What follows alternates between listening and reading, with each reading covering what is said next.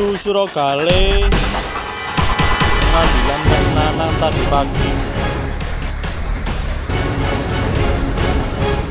Baru-baru ini, publik tanah air dikejutkan dengan aksi buang susu yang dilakukan oleh para peternak sapi di Pasuruan, Jawa Timur. Mereka memprotes kebijakan dari industri pengolahan sapi yang memberlakukan kuota susu sapi lokal sehingga produksi mereka banyak yang tidak terserap. Aksi yang lebih ekstrim juga dilakukan para peternak Boyolali, yakni dengan mandi susu di Tugu Susu Tumpah. Sedikitnya 50.000 liter susu yang terbuang dalam aksi tersebut.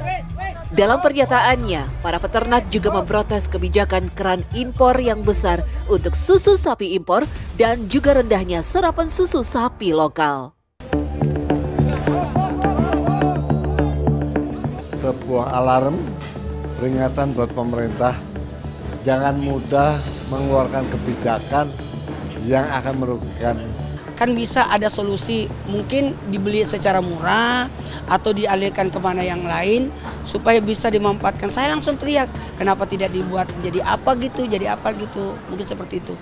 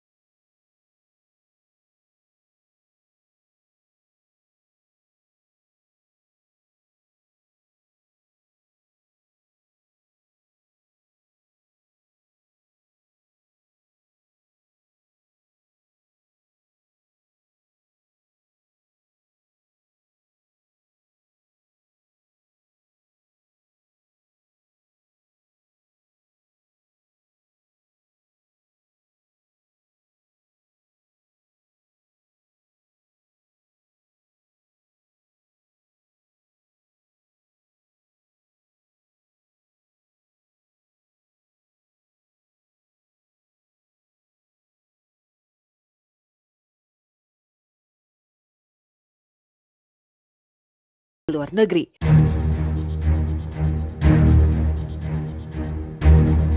Sebuah video dokumenter pada tahun 2016 menunjukkan banyak kekejaman yang dilakukan kepada sapi indukan dan anakan oleh para peternak di Selandia Baru.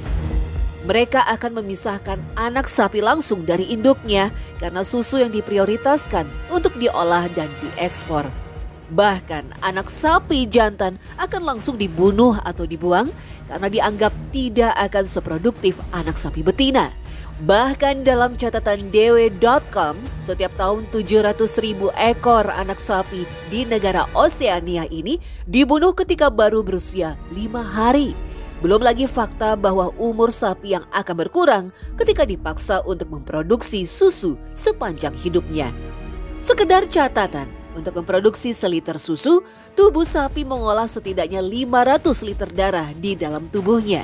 Dengan produksi tiap ekor sapi mencapai 20.000 setiap tahunnya, hal itu akan memangkas usia sapi yang sebenarnya bisa mencapai 20 tahun menjadi rata-rata hanya 5 tahun saja. Beruntungnya praktek itu tak terjadi di industri susu tanah air. Produsen susu menerapkan kerjasama dengan peternak lokal untuk memenuhi kebutuhan susu pada anak.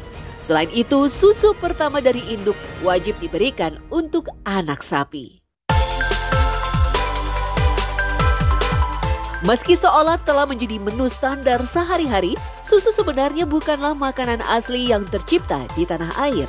Bahkan dalam berbagai kuliner budaya, masyarakat di Kepulauan Nusantara umumnya tidak mengenal susu dalam hidangan tradisional.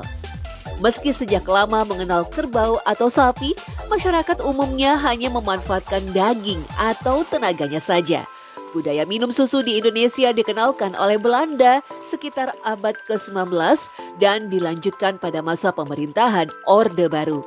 Bahkan saat itu slogan 4 sehat 5 sempurna menyertakan susu sebagai pelengkap semua makanan. Awal-awalnya sih minum sapi itu kan semacam untuk kesehatannya. Itu susu. Jadi di sana susu itu menjadi konsumsi untuk daya tahan tubuh. Terutama Inggris sama Turki itu susu itu menjadi konsumsi komoditi yang paling bersamaan gitu, seperti minum-minum air mineral lainnya. Bahkan jika ditilik lebih jauh, meminum susu sapi adalah kebiasaan baru manusia dan bukan karena bawaan lahir.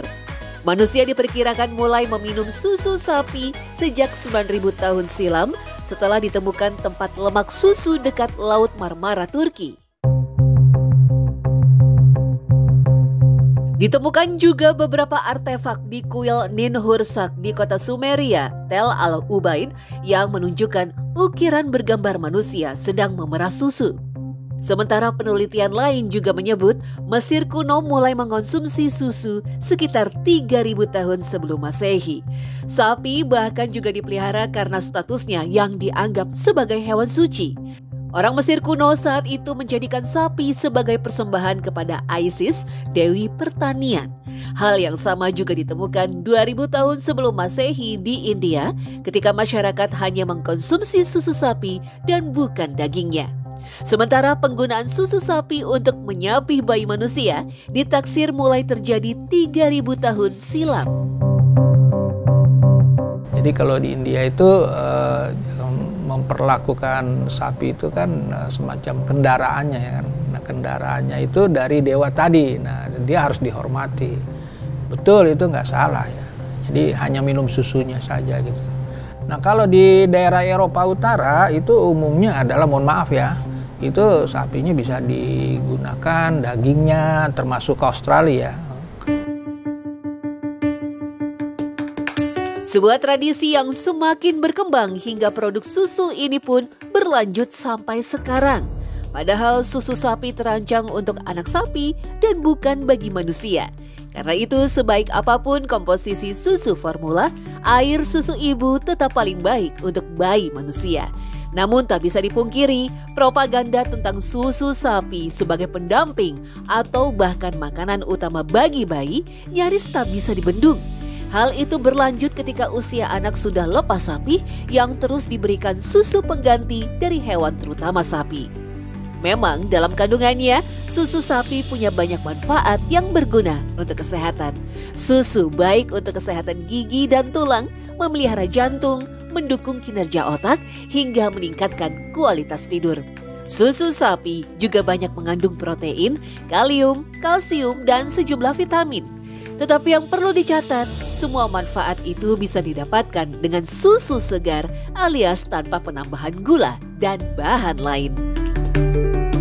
Kalau kandungan gulanya tidak tepat ya, tapi memang pada susu ada kandungan zat karbohidrat sederhana. Jenisnya adalah laktosa. Nah, tapi di dalam definisi gula, laktosa tidaklah kita sebut sebagai gula ya, karena jumlahnya tidak banyak dan efek metaboliknya di dalam tubuh tidak seperti gula pasir atau gula aren yang selama ini kita sebut sebagai definisi gula.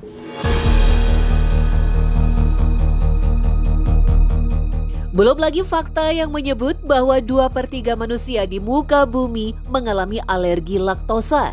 Yang unik, susu sapi juga banyak dikaitkan dengan mitos pembersih paru-paru, terutama bagi mereka yang merokok. Protein adalah zat yang bisa meningkatkan fungsi imunitas tubuh kita. Jadi dia bisa mengatasi atau mencegah atau melawan infeksi yang menyebabkan terjadinya kerusakan pada paru-paru. Nah, kemudian juga di dalam susu itu juga terkandung banyak mineral yang bisa membersihkan atau mengatasi infeksi pada saluran nafas. Lantas, jika susu sapi tetap akan dimasukkan ke dalam menu makan bergizi gratis, kenapa susu segar dari peternak lokal justru tak diserap? Dalam keterangan persnya, Andi Amran Sulaiman selaku Menteri Pertanian telah menegaskan akan memberikan sanksi keras terhadap IPS yang menolak untuk mengolah produksi susu lokal. Kami tidak ingin peternak kecil tertindas, sehingga sepakat menyerang. Kemudian yang berbuat kemarin, izinnya aku tahan sampai sekarang, izin impor. Kalau belum melakukan, bisa jadi izinnya saya cabut. Kedepannya, pemerintah melalui Kementan berencana untuk mengekspor 1 juta sapi perah agar produksi susu sapi lokal semakin tergenjot. Tetapi yang lebih penting tentu kebijakan yang berpihak kepada produsen lokal, sekaligus pendampingan yang konsisten.